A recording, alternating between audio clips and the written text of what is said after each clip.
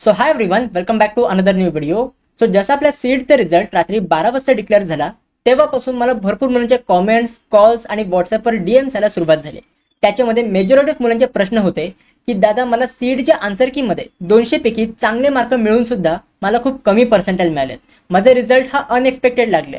मला माहिती नव्हतं की एवढे कमी पर्सेंटेज मिळतील. मला वाटलं की चांगले पर्सेंटेज मिळू शकतात, बट खूपच कमी पर्सेंटेज मिळालेत.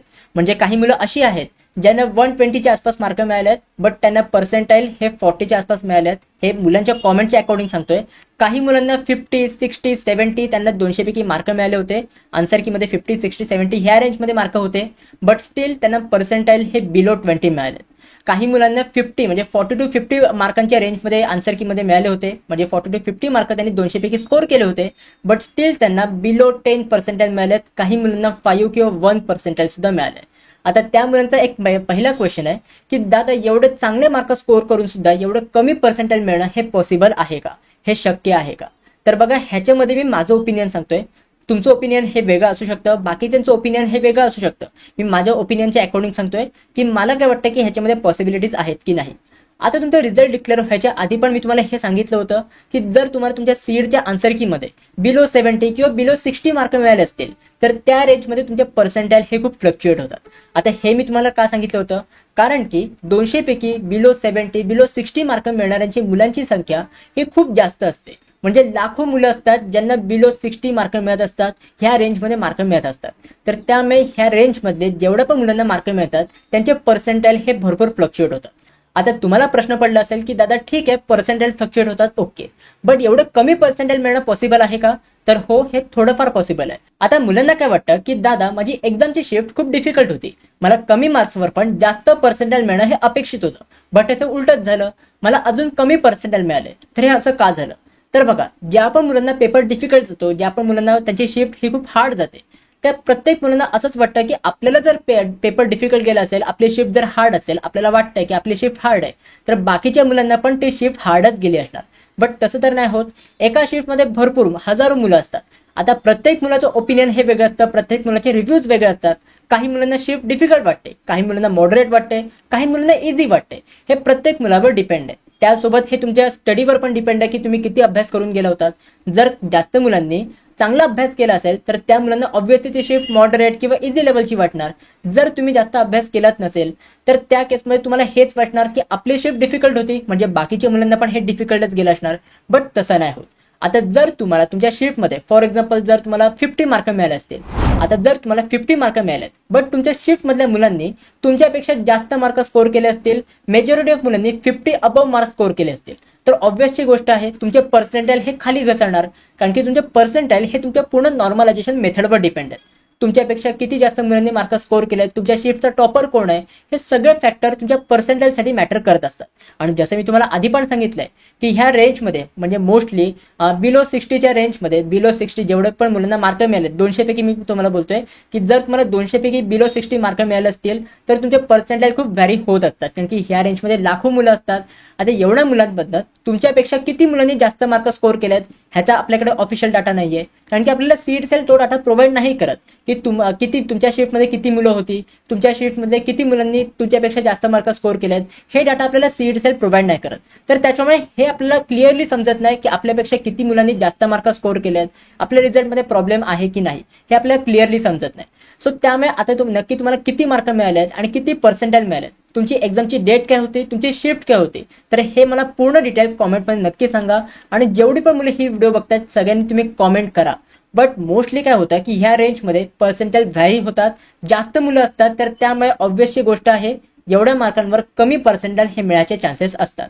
बट जर तुम्ही दुसऱ्या साईडला असं बोलत असाल की मला 100 मार्क होते बट मला 17 पर्सेंटाईल मिळाले, बिलो 20 पर्सेंटाईल मिळाले, तर त्या केसमध्ये काय काय फिशे असू शकतं, काय काय प्रॉब्लेम असू शकतात. जर तुम्ही असं म्हणत असाल की मला 120 to 150 मार्क ह्या रेंजमध्ये मार्क होते बट स्टील मला बिलो 40 पर्सेंटाईल मिळाले, बिलो 30 पर्सेंटाईल मिळाले, तर ह्यामध्ये काही ना काहीतरी प्रॉब्लेम असू शकतो. आता हा प्रॉब्लेम कुठे असेल, एकतर तुम्ही आन्सर की मध्ये मार्क कॅल्क्युलेट करताना त्यामध्ये तुम्ही थोडीफार काय काय चूक केली असेल, नाहीतर सीईटी सेलकडनं पण हा प्रॉब्लेम असू शकतो. आता ह्या रिगार्डिंग सीईटी सेलने ऍक्च्युअली आपल्याला डाटा प्रोव्हाइड केला पाहिजे, बट दरवर्षीची गोष्ट आहे सीड सेल डाटा प्रोव्हाइड नाही करत. म्हणजे जर आपल्याला सीड सेलनी एक डाटा प्रोव्हाइड केला असता, एक आपल्याला लिस्ट प्रोव्हाइड केली असती की बाबा तुमच्या शिफ्टमध्ये एवढी मुलं होती, या प्रत्येक मुलाला एवढे मार्क मिळाले, 200 पैकी एवढे पर्सेंटाइल मिळाले, तर त्याच्यामध्ये आपण ॲक्युरेटली फाइंड आउट करू शकलो असतो की आपल्यापेक्षा किती मुलांनी जास्त मार्क स्कोर केलेत, आपण किती मुलांपेक्षा जास्त मार्क स्कोर केलेत, आपल्या शिफ्टमध्ये नक्की टॉपर कोण आहे आणि आपले जेवढे पर्सेंटाइल मिळालेत हे योग्य आहेत की नाही, तर हे आपण ॲक्युरेटली फाइंड आउट करू शकलो असतो. आता आपण कुठल्या बेसिसवर बोलतोय, आता जे पण मी तुम्हाला बोलतोय की तुमच्या रिझल्टमध्ये प्रॉब्लेम झाला असेल नाही झाला असेल, हे मी तुम्हाला कोणत्या बेसिसवर बोलतोय, जेवढे पण मला कॉमेंट्स रिसीव्ह झालेत, जेवढे पण मला व्हॉट्सअपवर डीएम्स आलेत, त्या बेसिसवर मी तुम्हाला सांगतोय. आता जेवढ्या पण मुलांनी कॉमेंट्स केलेत त्या मुलांची आन्सर की ही मी पर्सनली चेक नाही केली. आता त्याच्यामध्ये किती मुलांनी मला बरोबर मार्क सांगितले असतील, किती मुलांनी मला इनकरेक्ट मार्क सांगितले असतील, ह्याच्याबद्दल मी शुअर नाहीये. सो त्यामुळे ह्याच्यामध्ये आपण ॲक्युरेटली बोलू नाही शकत की तुमच्या रिझल्टमध्ये प्रॉब्लेम झाला आहे की नाही. बट जर नक्कीच म्हणजे जर खरंच जर तुम्हाला एवढे जास्त 150 मार्क असतील, 150 प्लस मार्क असतील, स्टील तुम्हाला बिलो 70 बिलो 40 पर्सेंटाइल मिळाले असतील, तर नक्कीच ह्या केसमध्ये काही ना काहीतरी प्रॉब्लेम होऊ शकतो. आता तुम्हाला नक्की किती मार्क मिळालेत, किती पर्सेंटाइल मिळालेत, तर हे मला कॉमेंटमध्ये नक्की सांगा. मला कॉमेंटमध्ये काय सांगाल, नक्की तुम्हाला 200 पैकी किती मार्क मिळालेत, किती नक्की तुम्हाला आता पर्सेंटाइल मिळाले, तुमची एक्झामची डेट काय होती आणि शिफ्ट काय होती, हे सगळ्यांनी मला कॉमेंट सेक्शनमध्ये सांगा. म्हणजे आपण हे पूर्ण अॅनालाइज करू शकतो की ह्या मुलांनी त्यांच्या शिफ्टमधले जी पण त्याची शिफ्ट असेल त्या शिफ्टमध्ये मुलांना किती पर्सेंटाइल मिळालेत आणि ते पर्सेंटाइल योग्य आहेत की नाही. आणि तुम्ही पण ते सगळे कॉमेंट्स चेक करू शकता, म्हणजे तुम्हाला पण समजेल की तुमच्या शिफ्टमधल्या कोणत्या मुलाला किती पर्सेंटाइल आणि किती मार्क हे मिळाले होते. तर सगळ्यांनी मला कॉमेंट करायला विसरू नका. आता जसं तुम्ही सगळे बोलताय की आमच्या रिझल्ट सोबत स्कॅम झालाय, आमचा परत रिझल्ट लागला पाहिजे, हे लास्ट इयर पण असंच झालं होतं, सिमिलर केस झाली होती. लास्ट इयर पण मुलं बोलत होती की आमच्या रिझल्ट सोबत स्कॅम झालाय, आमचा रिझल्ट हा रिडिक्लेअर झाला पाहिजे, ह्याच्यामध्ये काही ना काहीतरी प्रॉब्लेम आहे. आणि त्याच्यामुळे भरपूर सारा तमाशा सुद्धा झाला होता. भरपूर सारे युट्यूबर्सनी व्हिडिओ सुद्धा बनवले होते की रिझल्ट सोबत स्कॅम झालाय, इकडे सीड त्यांनी ॲक्युरेट रिझल्ट डिक्लेअर नाही केलाय. तर त्यामुळे सीड सेलनी काय केलं होतं की तुमची आन्सर की ही रिओपन केली होती, म्हणजे मुलांना चान्स दिला होता की तुमची आन्सर की ही परत तुम्ही चेक करू शकता. तर एवढंच सीड सेलने केलं होतं. बट ॲट दी एंड ह्याच्यामध्ये स्कॅम वगैरे काही निघालं नाही.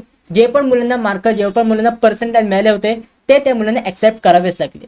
सो त्यामुळे आता ह्या वर्षी स्कॅम आहे नाहीये हे मी तुम्हाला ॲक्युरेटली शुअरिटीली नाही सांगू शकत. बट जर ह्याच्यामध्ये नक्कीच तुमचा काय प्रॉब्लेम असेल, जास्त मार्क मिळून कमी पर्सेंटाइल मिळाले असतील, तर नक्कीच ह्याच्यामध्ये प्रॉब्लेम असू शकतो. तर त्यामुळे मला कॉमेंटमध्ये नक्की सांगा, म्हणजे मला समजेल की किती मुलांसोबत हा प्रॉब्लेम झालाय, मग ह्याच्यावर आपण पुढे ऍक्शन घ्यायला पाहिजे की नाही. तर त्यामुळे प्लीज मला कॉमेंटमध्ये नक्की सांगा. सो गाइस, आय होप ह्या व्हिडिओमध्ये जे पण मी तुम्हाला सांगितलंय हे सगळं तुम्हाला समजलेलं असेल. आता जर तुम्हाला कमी पर्सेंटाइल मिळाले असतील तर तुम्ही डिमोटिवेट होऊ नका. मी तुमच्यासाठी व्हिडिओ अपलोड करणार आहे. तुमच्या पर्सेंटाइलच्या रेंजमध्ये कोणते कोणते कॉलेजेस आहेत, तुम्ही कसं बेस्ट कॉलेजमध्ये ॲडमिशन सिक्युअर करू शकता, तर ह्याच्यावर मी तुम्हाला व्हिडिओज प्रोव्हाइड करणार आहे. तर त्यासाठी प्लीज तुम्ही ह्या चॅनलसोबत कनेक्टेड राहा, सबस्क्राईब करून ठेवा. सगळे लिंक्स आणि सगळे डिटेल्स जे पण तुम्हाला इन्फॉर्मेशन पाहिजे तर सगळे डिटेल्स मी तुम्हाला डिस्क्रिप्शन बॉक्समध्ये प्रोव्हाइड केलेली आहे. So guys, that's it for this video. कशी वाटली तुम्हाला ही व्हिडिओ? आवडली असेल तर नक्की लाईक करा, शेअर करा, सबस्क्राईब करा. भेटूया आपण पुढच्या व्हिडिओमध्ये. तोपर्यंत बाय बाय, सी या अँड बोलतोय.